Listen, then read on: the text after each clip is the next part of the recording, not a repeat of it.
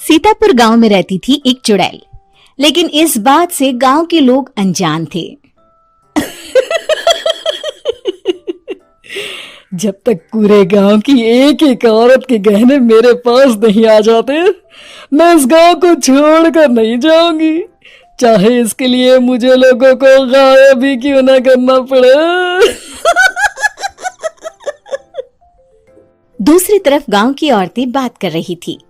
अरे सुन रही हो, ये देखो, मैंने कल ही नया हार बनवाया है सोने का, कैसा लग रहा है? बहुत ही अच्छा। अच्छा है ना, पहले तुम पहनो, फिर शादी में अपनी होने वाली बहू को दे देना। और क्या, सोने चांदी का यही तो फायदा है, जितना पुराना उतना महंगा। लेकिन एक एक पैसा बचाकर ये लेना सच में बहुत मुश्किल हो रहा था मेरे लिए। तभी वहां पहली का पति आ जाता है। गांव में एक औरत के घर के सोने के सारे गहने चोरी हो गए। लोग बातें बना रहे कि गांव में कोई चोर घुस आया है जो घर की कोई चीज को हाथ नहीं लगाता, पर सिर्फ सोने के गहनों को ही चुराता है। अब तुम ना अपने ये गहने संभाल कर रखना। हे भगवान, ये क्या बोल रहे हैं?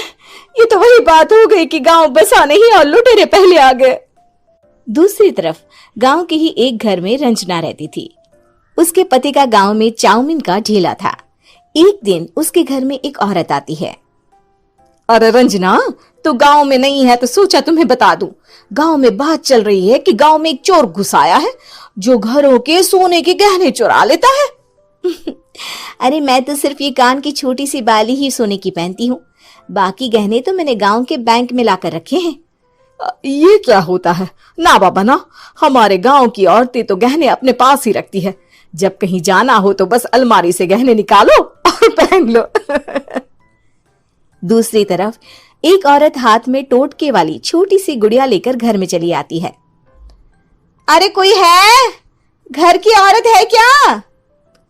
क्या है ये गुड़िया? ये कोई ऐसी वैसी गुड़िया नहीं है, ये जादुई गुड़िया है। इसको घर की अलमारी में रखना। अगर तुम्हारे घर पर किसी की बुरी नजर होगी तो रात भर में ये पतली सी गुड़िया मोटी हो जाएगी।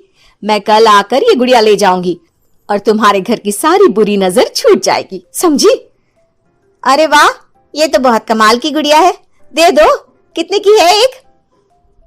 अरे नहीं नहीं नहीं, ये फ्री की है। मेरा काम इस पूरे गांव को बुरी नजर से दूर रखने का है। हाँ। भली औरत उसके हाथ से वो गुड़िया लेकर अलमारी में रख देती है। लेकिन अगली सुबह जब वो उस गुड़िया को देखती है तो पतली सी गुड़िया मोटी हो चुकी होती है। हे भगवान, ये क्या? किसने मेरे घर को बुरी नजर से बांध रखा था?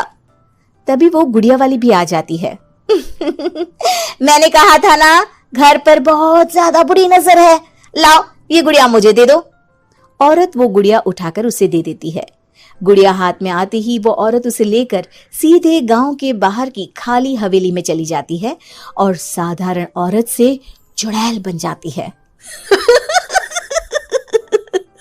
अरे पगली, गांव वाली इस गुड़िया के पेट में तेरे घर के सारे गहने हैं। इतना बोलकर वो गुड़िया को फाड़ देती है और सारे गहने निकाल लेती है। वहीं दूसरी तरफ, हे भगवान, मेरे घर के सारे गहने चोरी हो गए। उस औरत के घर के आसपास लोगों का जमावड़ा हो जाता है और लोग बातें करने लगते हैं। लो जी, ये भी घर गया। पता नहीं कौन चोर है जो इतनी होशियारी से गहने चुरा लेता है। कुछ समझ में नहीं आ रहा कि कौन है। लोग तो घर से कहीं जाते भी नहीं है, न ताला लगे न घर खाली हो, फिर भी रातों रात गहने चोरी हो जाते हैं। अरे हम तो कहते हैं लोगों को बारी बारी चौकीदारी करनी चाहिए, चोर को तो पूरे गांव वाले मिलकर पकड़ ही लेंगे।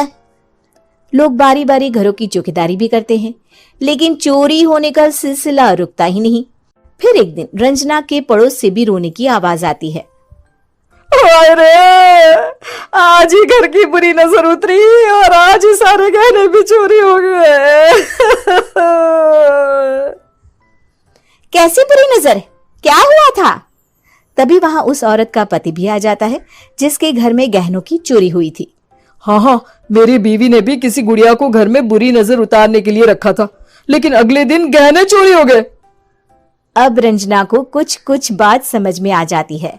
वो गांव वालों से कहती है, देखिए अब आप लोग चिंता ना करें, जल्द ही चोर पकड़ा जाएगा। उस नजर उतारने वाली गुड़िया को आज मेरे घर कोई भेज देना। फिर क्या था, चुड़ैल को लोग रंजना के घर भेजते हैं। पहली बार देखा है कोई खुद लुटने को तैयार बैठा है। तो तू है जिसे घर की बुरी नजर उतारनी है? ये ले गुड़िया, ये सुबह तक मोटी हो गई तो समझो तुमको और तुम्हारे घर वालों को नजर लगी है। हाँ हाँ, मैंने काफी सुना है। तुम ये गुड़िया मेरे घर छोड़ देना। अरे क्यों नहीं, कल सुबह आऊंगी जब गुड़िया तुम्हारे घर की सारी बुरी नजर लेकर मोटी हो जाएगी, ठीक है? अब क्या था, रात को रंजना ने पूरी नजर गुड़िया पर रखी।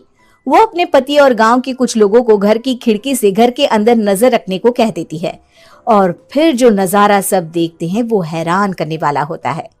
गुड़िया धीरे से अलमारी खोलकर बाहर आती है। अलमारी के सारे गहने लेकर घर में जहां जहां गहने होते हैं वो लेकर अपने मुंह से खा जाती है।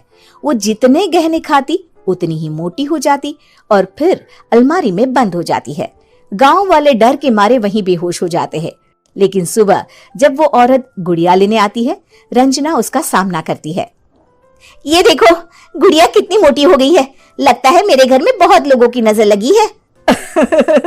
लाला, ये गुड़िया मुझे दे दे। अरे बहुत कीमती गुड़िया है ये। तेरे घर की सारी बुरी नजर मैं गांव के बाहर वाली हवेली में फेंक आती हूँ। शाम को फिर लोगों के घर इसे लेकर जाना है ना, इसमें तो मेरी जान बसती है, जान। रंजना गुड़िया को चुड़ैल की तरफ बढ़ा देती है, लेकिन फिर वापस ले लेती है और गुड़िया के हाथ मोड़ देती है। जैसे ही गुड़िया के हाथ मोड़ती है, चुड़ैल का हाथ भी मुड़ जाता है। अच्छा, तो ये वो गुड़िया है जिसमें तुम्हारी जान बसती है। अब सुन चुड़ैल, तेरी सारी हकीकत सबके सामने आ गई है। या तो गांव वालों के गहने लौटा दे, नहीं तो मैं इस गुड़िया की गर्दन मोड़ दूंगी। चुड़ैल डर जाती है। अरे नहीं नहीं, मेरी गुड़िया दे दो, मैं सबके गहने वापस कर दूंगी। ठीक है, अब भी जा और सबके सारे गहने वापस कर। चल निकल यहां से। चुड़ैल सबके गहने लौटा कर रंजना के पास आती है। ला दे मेरी गुड़िया रंजना, इसके अंदर के गहने निकाल ले, लेकिन गुड़िया वापस दे दे। लेकिन रंजना जानती थी कि जैसे ही गुड़िया चुड़ैल को देगी उसकी शक्ति वापस आ जाएगी। चुड़ैल, तू तो चुड़ैल ही रहेगी, ये मैं जानती हूँ। अरे नहीं नहीं नहीं, मैं गांव छोड़कर चली जाऊंगी, किसी को परेशान नहीं करूंगी, वादा करती हूँ मैं। लेकिन रंजना उसकी एक बात नहीं सुनती और गुड़िया का सर उसके शरीर से अलग कर देती है। चुड़ैल सर अलग होते ही गायब हो जाती है। गांव वाले रंजना के साहस और बुद्धि की खूब प्रशंसा करते हैं।